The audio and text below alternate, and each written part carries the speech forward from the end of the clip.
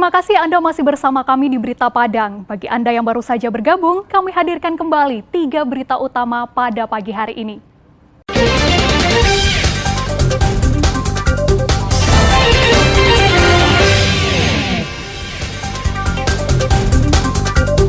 Dua pemuda desa pengedar ganja 10 kg dibekuk polisi. 4 kali masuk bui, maling kupak rumah kembali diringkus polisi. Penambang emas ilegal di Solo Selatan ditangkap polisi beserta alat beratnya.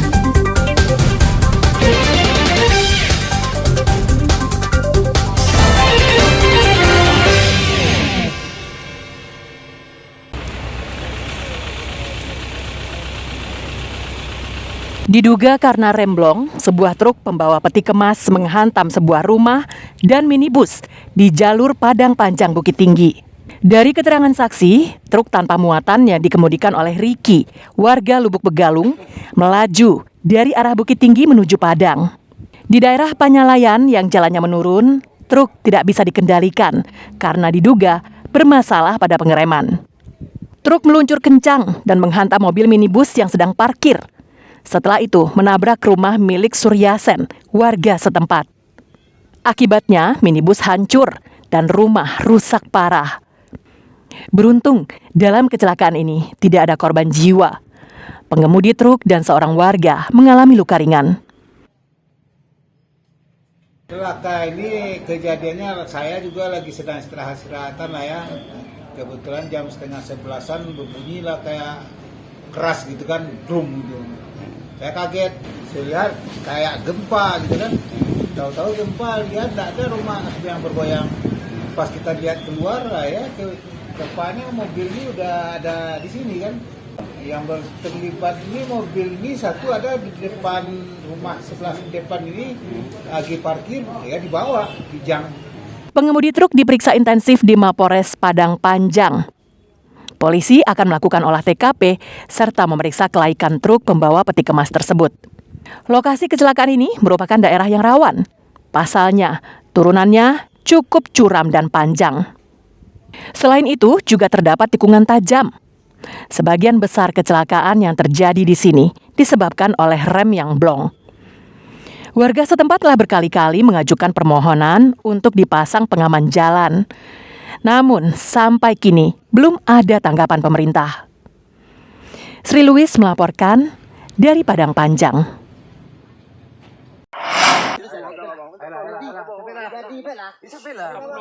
Ganja tak hanya beredar di daerah perkotaan, tapi sudah merasuk ke pedesaan. Tim Opsnal Satuan Reserse Narkoba Polres Tanah Datar meringkus 2 pemuda, Aziz dan Ian, di daerah Puncak Pato, Kecamatan Sungayang, Kabupaten Tanah Datar, sekitar 100 km dari pusat kota Padang. 2 pemuda warga Batu Bule, Kecamatan Lintau Buo Utara ini diringkus saat akan mengantarkan pesanan ganja kepada pelanggannya. Namun belum sampai mengantarkan paket ganja, mereka malah keburu diciduk petugas. Saat digeledah di TKP, petugas menemukan 1 paket kecil ganja kering dalam genggaman tangan Aziz. Awalnya tersangka mengaku hanya memiliki 1 paket kecil ganja yang dibawanya. Namun petugas tidak percaya begitu saja. Keduanya langsung dibawa ke rumah Aziz. Hasilnya, petugas menemukan 10 ganja kering seberat 10 kg yang disimpan di pondok belakang rumah. Wali Jorong yang ikut menyaksikan warganya menyimpan barang haram tersebut hanya bisa pasrah dan geleng kepala. Dari pengakuan tersangka, paket ganja itu baru saja mereka jemput dari daerah Payakumbuh dan siap untuk diedarkan di Tanah Datar. Berdasarkan informasi dari masyarakat, yang bersangkutan mengedarkan narkotika jenis ganja. Nah, pada saat ditangkap, yang bersangkutan kedapatan membawa 1 genggam narkotika jenis ganja tersebut, dan setelah dikembangkan terhadap 2 tersangka ini, mereka masih menyimpan lagi 10 paket besar di salah satu pondok dekat rumahnya. Dan setelah kita lakukan identifikasi di situ, kita temukan, kita amankan BB-nya, termasuk juga dari tersangkanya, dan kita proses lebih lanjut. Berbeda dengan Wali Jorong, polisi justru tidak kaget dengan ulah 2 pemuda ini. Pasalnya, Mereka berdua telah lama diincar. Keduanya dikenal licin karena selalu lolos dari tangkapan. Kini kedua tersangka dan barang bukti ditahan di Mapolres Tanah Datar untuk proses hukum lebih lanjut. Keduanya terancam hukuman maksimal 20 tahun penjara sesuai Undang-Undang Nomor 35 tentang narkotika. Sri Louis melaporkan dari Kabupaten Tanah Datar.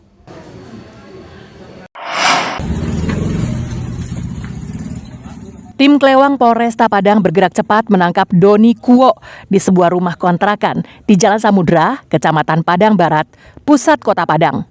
Pelaku ditangkap tanpa perlawanan dan langsung dibawa ke Mapolresta Padang untuk pemeriksaan lebih lanjut. Dari tangan pelaku, polisi juga menyita barang bukti 1 buah telepon genggam hasil curiannya. Pengakuannya, ia mencuri saat korban tertidur pulas di rumahnya di kawasan Padang Barat. Pelaku mengupak jendela rumah korban dan membawa kabur 1 buah telepon genggam milik Wira Widora. Mirisnya, pelaku telah 4 kali keluar masuk penjara dalam kasus yang sama. Pelaku mengaku hanya beraksi seorang diri dan uang penjualan hasil curiannya digunakan untuk berfoya-foya. Mencuri dilakukannya karena pelaku pengangguran. Dan kita telah amankan 1 orang tersangka yang mana tersangka telah ambil handphone di rumah kontrakan, yang mana korban baik itu pergi ke rumah temannya, rumah kontrakan temannya tertidur dan tersangka mengambil handphone tersebut. Lebih kurang 3 jutaan. Tersangka sudah melakukan yang masuk ke penjara yang keempat kali dengan perkara yang sama. Tersangka dan barang bukti kita amankan di Mapolresta Padang untuk melakukan proses lebih lanjut. Kini pelaku harus mendekam di Polresta Padang dan akan dijerat dengan pasal 363 KUHP tentang pencurian dengan ancaman hukuman 7 tahun kurungan penjara. Polisi memastikan Doni Kuo akan menempati penjara untuk yang kelima kalinya. Alfi melaporkan dari Padang.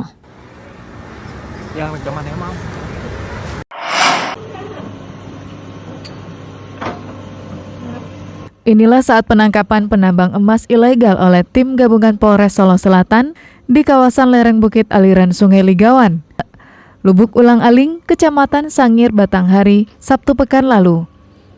Sebuah alat berat yang mereka gunakan untuk menggali tanah disita petugas. Para penambang emas ini ditangkap karena tidak memiliki izin penambangan.